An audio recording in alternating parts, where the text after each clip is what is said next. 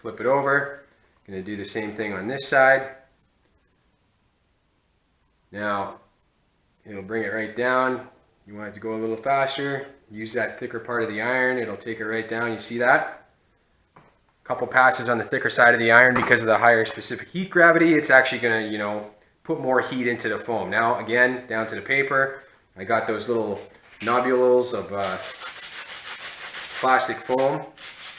They're all dry there. If you actually run your finger along there, it's almost like a serrated steak knife. You don't want to leave that stuff on there.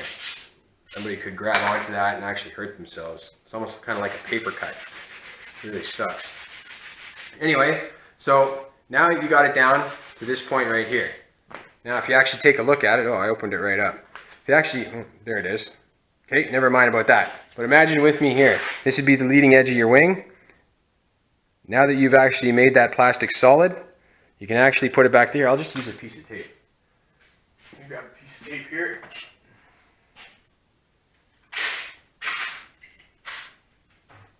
So this could be just like repairing anything else. I brought it down to a little too much, got a little too aggressive with it, but I'll tape it back together here. Put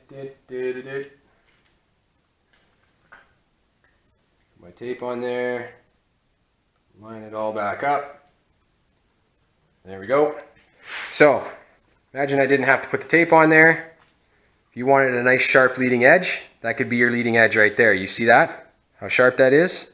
This is actually pretty cool. One of the other things you could do, say you wanted to do a speed wing, you take off the paper on the one side, you wanted to do a speed wing, look at how that folds into an airfoil. Nice, eh? Now say you wanted to do double up on your vertical and horizontal stabilizers, you wanted a nice clean sharp edge. Again, I'm going to peel the paper off the other side. It actually comes together really nice. And then as you want to bring it back together to glue it, say we glued it together like that. There you go. You get a nice leading edge, minus the tape of course. I mean, you can experiment with it as much as you want or anything like that. I do suggest grabbing a couple pieces of scrap foam, experimenting with heats on your iron, how it works in the foam, what techniques you like to use, where you like to use those techniques, that kind of stuff. For me, it only took like a half hour playing around with the household iron, and we were good to go.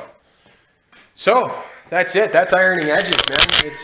It's super simple, super easy. I love it. I do it on every plane now. I only have one plane left that hasn't got it on there, and that's the baby blender. You've seen plenty of flight videos on that, and if you've seen some of the rear view camera footage of that, I had you know, a lot of like vertical stabilizer flutter in high G moves, like loops, some like inverted dives, that kind of stuff. You can actually see the vertical stabilizer flutter, and you know, it's something you wouldn't notice as long as you're standing on the ground looking up at the plane.